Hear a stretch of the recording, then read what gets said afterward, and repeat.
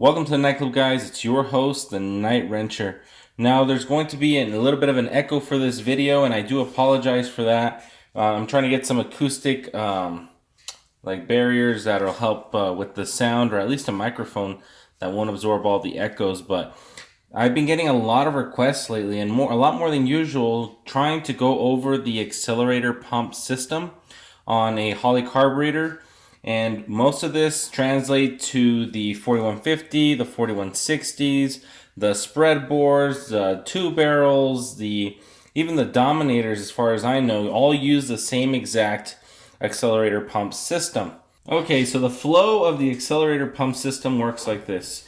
You've got your main throttle shaft for the primary side right here. You've got your accelerator pump arm, same as this. If it's a 50cc pump, it'll be like this. We'll go over that in just a second.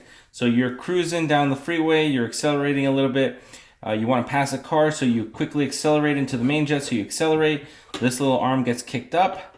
The arm with this little knob right here will end up going down. When that arm goes down, it pushes up against this diaphragm right here. So imagine that the arm is sitting right there, and it goes down and it pushes against this little arm that goes inside the diaphragm. The diaphragm then squirts fuel through the fuel bowl out of this orifice. Through that orifice, it travels through the metering block right here on this side. So imagine the system's like this, and fuel goes in through here, travels up this passage right there, exits right over here, and then finally leaves the metering block right there where it enters the main body. From the metering block, it enters right here into the main body until finally changing direction. So it goes out this way, changes directions up, and then it exits through right here, this passage right there, inside the main body, where it goes past this little needle right there, through this squirter assembly, and then finally through the little orifices outside of the squirter, where it finally goes into the throat of the carburetor.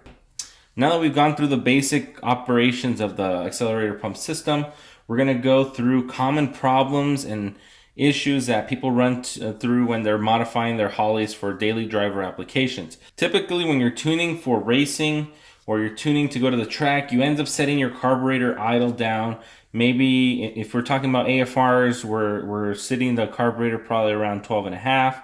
or low 12s or high 12s. Somewhere in the 12s, you're idling your car. Your transition, same thing, probably in the mid 12s. Main jets are in the 12s, and everything's in the 12s, right? Because the engines run really good in the 12s. Nobody's disputing that.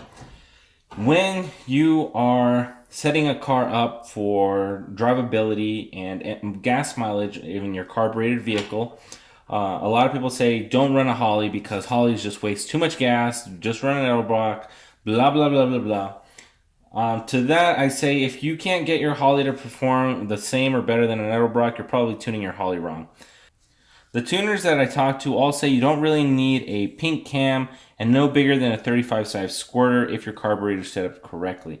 Well, that's all fine and dandy if you're not trying to pull MPGs out of your vehicle. So on a Holley, all the power circuits are linear. What that means is if you're at a constant load in a steady throttle, your carburetor will respond almost exactly the same, provided that you don't move your foot. So if you're getting on the freeway or if you're coasting on the freeway and you have a light foot on the throttle, you're going to be in the transition circuit. You accelerate and now you're in the main jets, and then you accelerate not hard but enough to go into the secondaries, and then you floor it and you end up opening the power valve, right? So you keep going higher and higher into the range of circuits that the Holley has. You can go from transition to power valve to main jets as well, and you can go from main jets power valve to secondaries, because a power valve can activate whenever. It's based on vacuum. It's the only thing that's based on vacuum.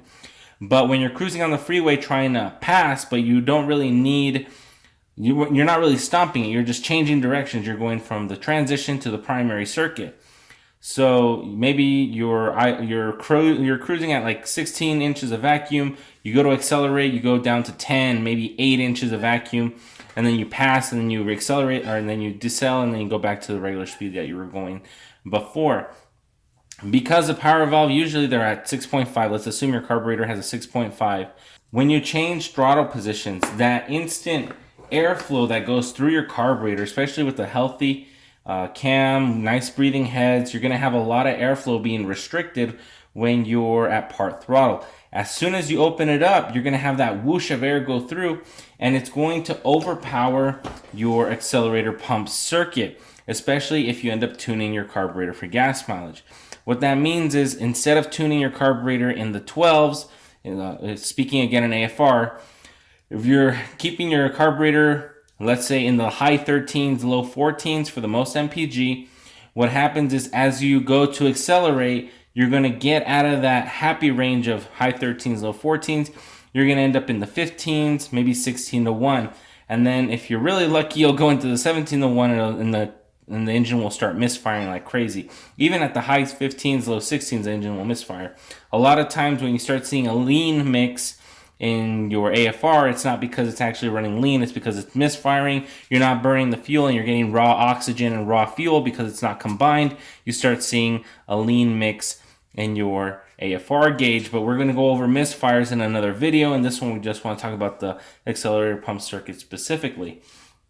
So the accelerator pump circuit's job really is to cover up the holes in the little chart that we just went through right now. The different power circuits between them, you need the accelerator pump circuit to cover up that hole. So usually what I notice is that engines with a pretty mild cam, maybe something with like a 440 lift, even as high as maybe even a 500 lift, you can usually retain pretty good vacuum at idle, in gear, and cruising. You can be very well in the 16 inches, 12 inches, well beyond the power valve that you have in your engine. And you can't really rely on your power valve because a power valve, although it does open up with vacuum, let's say you stomp on it and you open up the power valve still takes a little while to start flowing the fuel through the main body and into the main jets. Same thing to the primary side. When you accelerate, you go into the primary boosters. It takes a little bit of time for fuel to suck fuel out of the boosters and shoot them down the throat. So the accelerator pump, as you go leaner in your transition, in your cruise, you have to go up in both squirter size and pump shot because you need that extra amount of fuel to compensate for the fuel you took out of the circuit when you were tuning for something else. So another issue is that people have their float set way too low when they're tuning their carburetors. So usually you turn your carburetor around, right? And it's supposed to be perfectly even with the carburetor. And when if you're looking at the line of the float, it's supposed to be even with the line on the float bowl. So your fuel level should theoretically be sitting right around here. You pull the little cap off, you move the car around, and it should slosh and it'll come down a little bit. When you are tuning for MPG, you're going to want to increase the float height to probably around halfway through the sight plug. If you have glass sight plugs where you can actually see inside, you're going to want to go about 3/4 of the way up of the glass sight plug. Instead of being halfway through the plug like you're normally supposed to be, you're going to want to be at least 3/4 of the way up, almost filling up the entire glass sight plug. Why? When you increase the level of fuel inside your fuel bowl, you are also richening up the entire fuel curve of your carburetor. What you're doing is you're increasing the specific gravity of your fuel, so you have more weight pushing everything in there through the system and helping the fuel travel through all the circuits faster. What happens then is that you're going to have more fuel feeding all of your circuits, and you're going to be able to have your boosters respond much quicker than they would if it was at a lower level. So in that sense, you don't really need to go as high in the accelerator pumps because you do have the compensation from the fuel bowls. But sometimes that's not enough, in which case that's when you go and upgrade. You can get your carburetor and it'll have a pump arm that looks exactly like this, But then if you want to go into something a little bit more heavy duty, a little bit more fuel going through their system, you're going to want to get a 50cc accelerator pump. They're about 40 bucks online. I think I have a link in the description if you guys want to check that out, to go ahead and buy yourself a kit of this. It'll come with the new arm, which is significantly larger. As you can see, back to back. It'll come with the bigger diaphragm, or diaphragm housing, as you guys can see, much taller. And it'll come with the actual diaphragm, as you can see, much taller than the 30cc. This is called the 50cc accelerator pump, or it'll be an accelerator pump kit. Where the name 30cc and 50cc's comes from is when you pump your throttle, I believe it's either 3 times or 5 times or whatever, the total of the 5 pumps will total 50 cc's or 30 cc's depending on what you have. So you can imagine you're going to have a significant increase of fuel per movement of throttle. Once you install your 50cc accelerator pump housing, it's going to come with the 50cc accelerator pump cam. So the cam is much more aggressive to actually take advantage of the extra amount of fuel that you have inside. If you were to install the system and keep your 30cc accelerator pump cam, you're only going to flow as much as whatever the 30cc pump has. So you have to install everything together.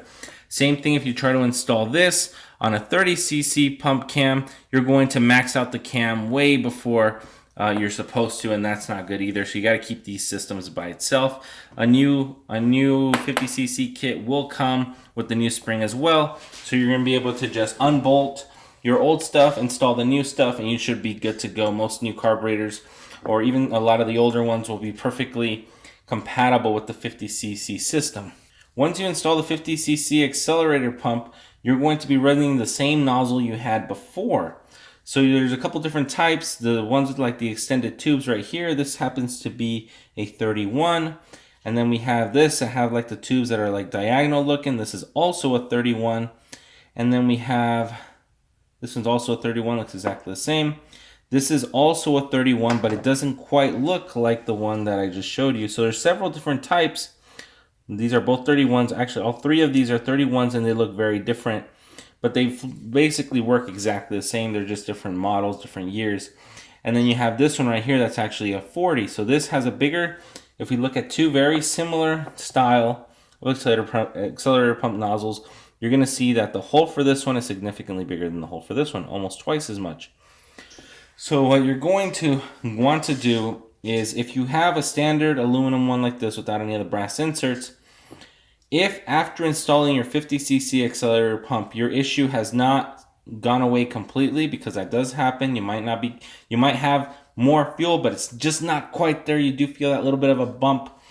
You want to go through and either do 2 things. You can either buy the next size up, which is I believe 32 or 35. I forget what the next size up on here is. After that, it's a 37. After that, I've seen 38s and 40s, like the 40 like this one. And then from there, it's all pretty much custom. If you don't want to buy a bunch of them, and you're for sure that the 50cc accelerator pump arm helped, but you need more fuel faster, you can take your stock one and you can just drill it out. So the number indicates how big the hole is, as far as I know. So if it's a 31, it's 0.031 size hole. If you got a 40, it'll be a 0.040 hole. So what you can do is you can buy a set of drill bits. You can buy these for relatively cheap at your local hardware store, and they're numbered so you know what size is each one. You can chuck it on a pin vise, and then you just go through and you drill it out. You can drill it out a couple steps at a time until you get to as much as you need to. When I was running my 625 Demon, my particular combination wanted the 50cc accelerator pump, and I threw in a 40 accelerator pump squirter in there, and my issue pretty much went away. In fact, every time I would move the throttle to go to move, instead of going up in the 15s, it actually went down into low 13s, high 12s, which is perfectly fine. I'd much rather have it a little bit more rich than a lot more lean, because you don't spend your entire time in the accelerator pump circuit. You spend it in the transition and in the main circuit. So even if you waste a little bit of extra fuel in the transition, it's much better to do that than to try to compensate for the lack of fuel that you have to deal with otherwise.